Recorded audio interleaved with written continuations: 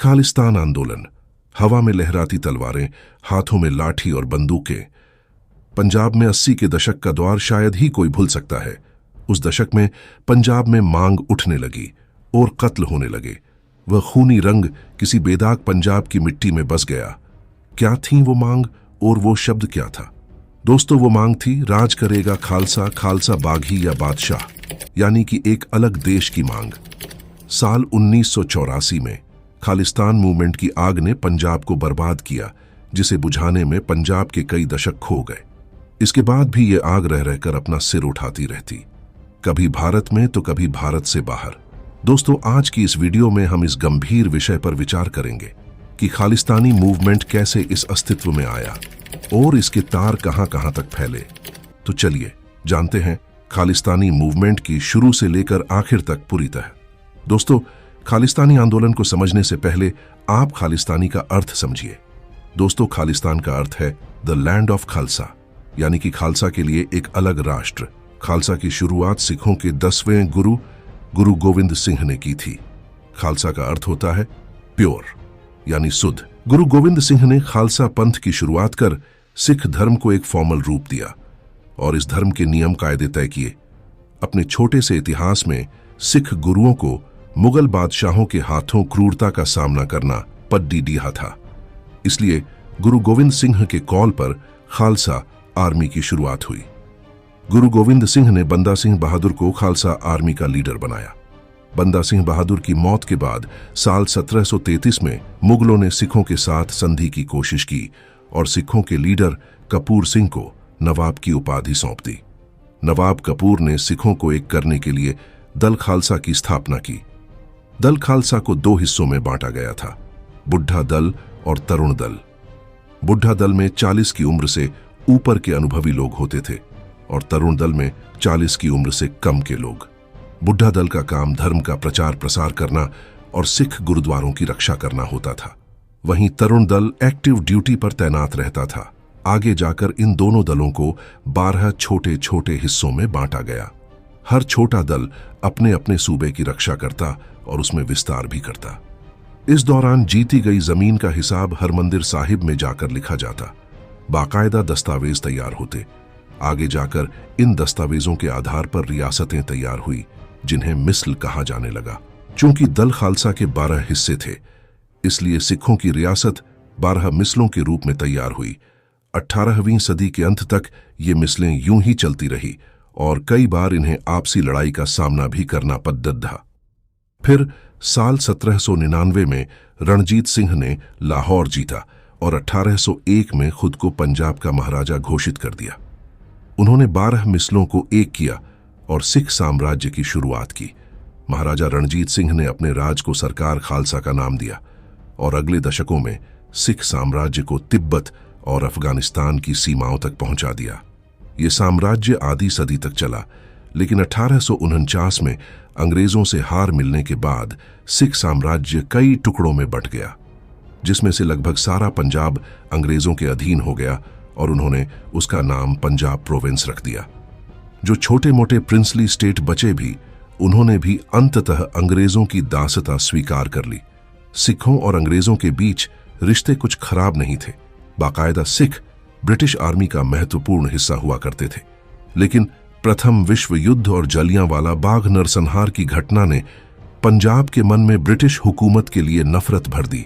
1930 के आसपास जब लगने लगा कि अंग्रेज भारत से चले जाएंगे, पंजाब में सिखों के बीच सिख होमलैंड की मांग उठने लगी। इस मांग को उठाने में सबसे आगे था शिरोमणि अकाली दल। 1920 में बना ये संगठन खुद को सिखों का प्रतिनिधि मानता था और मनाता था कि सिखों का अपना अलग देश होना चाहिए। 1940 में लाहौर रेसोल्यूशन पास हुआ, जिसमें मुस्लिम लीग ने पाकिस्तान बनाने की मांग उठाई। मौका देखकर अकाली दल ने भी सिखों के लिए अलग देश की मांग उठाना शुरू कर दिया। पत्रकार और लेखक खुशवंत सिंह अपनी किताब सिखों का इतिहास में लिखते हैं, सिखों में अलग राज्य की कल्पना हमेशा से ही थी। रोज की अरदास के बाद गुरु गोविंद सिंह का राज करेगा खालसा नारा लगाया जाता है। इस नारे ने अलग राज्य के ख्वाब को हमेशा जिंदा रखा। खुशवंत आगे लिखते हैं, सिख नेताओं ने कहना शुरू कर दिया था, कि अंग्रेजों के बाद पंजाब पर सिखों का हक है, लेकिन आजादी के बाद हुए विभाजन ने उनकी अलग राज्य की उम्मीदों को धूमिल कर दिया था। आजादी के बाद भी सिख लगातार अलग देश या कम से कम भारत के अंदर एक आजाद सूबे की मांग उठाते रहे, लेकिन धर्म के आधार पर अलग देश की मांग को सरकार ने अस्वीकार कर दिया। ये स्ट्रेटजी फेल हो चुकी थी। लेकिन आजादी के कुछ साल बाद हुई एक घटना ने अकाली दल को एक और मौका दे दिया। हुआ ये कि 1953 में आंध्र प्रदेश को अलग राज्य बना दिया गया, जो भाषा के आधार पर गठित होने वाला पहला राज्य था। इससे क्यों लेकर अकाली दल ने सिखों के बदले पंजाबी भाषा बोलने वालों के लिए अलग राज्य की मांग कर दी। इस स्ट्रेटेजी को बड़ी सफलता मिली जब 1 नवंबर 1966 में उस वक्त के पंजाब को भाषा के आधार पर विभाजित करके पंजाब पंजाबी भाषी एवं हरियाणा हिंदी भाषी और पहाड़ी क्षेत्रों को हिमाचल प्रदेश में मिला दिया गया। पंजाब गठन के दौरान सरकार द्वारा चंडीगढ़ को पंजाब और हरियाणा की संयुक्त राजधानी बना दिया गया। फिर कुछ लोग हरियाणा को लेकर तो कुछ लोग हिमाचल को लेकर तो कुछ राजधानी चंडीगढ़ को लेकर ना खुश हुए। फिर अकाली दल और कांग्रेस आमने सामने आकर खड़ी डीढे हो गए। अब सवाल ये कि इस सब के बीच खालिस्तान की मांग पहली बार कहां से उठी? इसके लिए हमें चलना पड़ेगा देश के बाहर। 1971 की बात है। अमेरिकी अखबार न्यूयॉर्क टाइम्स में एक विज्ञापन छपा। इस विज्ञापन में खालिस्तान नामक नए देश की घोषणा की गई थी और दुनिया भर में रहने वाले सिखों से मदद देने को कहा गया था। इस विज्ञापन को छपवाने वाले शख्स का नाम था जगजीत सिंह चौहान। जगजीत एक समय में पंजाब विधानसभा का डिप्टी स्पीकर रह चुका था। 1969 में चुनाव हारने के बाद वो ब्रिटेन गया और यहां उसने खालिस्तान के समर्थन में अभियान चलाना शुरू किया। खालिस्तान का मतलब होता है शुद्ध स्थान, जैसे खालिस घी, खालिस दूध, वैसे ही खालिस्तान। जगजीत जिस खालिस्तान की मांग कर रहा था उसमें पंजाब, हरियाणा, हिमाचल और राजस्थान के भी कुछ हिस्से आते थे। ब्रिटेन में जगजीत की मुहिम को कोई खास समर्थन नहीं मिला। फिर साल 1973 में अकाली दल की कार्यसमिति ने आनंदपुर साहिब में आयोजित एक सम्मेलन में एक नीतिगत प्रस्ताव अपनाया। 1979 में ब्रिटेन जाकर खालिस्तान नेशनल काउंसिल की स्थापना कर दी। 1980 में उसने खालिस्तान नामक नए देश का ऐलान कर दिया। इतना ही नहीं, खालिस्तान हाउस नाम की एक इमारत से उसने खालिस्तान के पासपोर्ट भी, डाक टिकट और खालिस्तान डॉलर भी जारी कर दिए। उसने ब्रिटेन और यूरोप के दूसरे देशों में खालिस्तान के दूतावास भी बना डाले। इस दौरान वो जरनैल सिंह भिंडरांवाले के संपर्क में आया, जिसका पंजाब में लगातार प्रभाव बढ़ता जा रहा था। उस समय पंजाब की कमान संजय गांधी के हाथ में थी। पंजाब में परंपरागत सिख धड़ा अकाली दल का समर्थक था, इसलिए संजय ने सुझाव दिया कि किसी ऐसे व्यक्ति को अकाली दल के चैलेंजर के रूप में खड़ा किया जाए जो सिखों में खासी पकड़ DDH रखता हो। इसके लिए 2 लोगों को चुना गया। अंत में संजय गांधी ने फैसला किया कि जरनैल सिंह भिंडरांवाले को इस काम के लिए पुश किया जाए। कुलदीप नैयर के हिसाब से ये बात कांग्रेस नेता कमलनाथ ने खुद उन्हें बताई थी। फिर जनवरी 1980 तक इंदिरा की सत्ता में वापसी हो चुकी थी। चुनावों के दौरान भिंडरांवाले ने कांग्रेस के लिए प्रचार किया था और एक वक्त तो इंदिरा और भिंडरांवाले ने स्टेज भी शेयर किया था।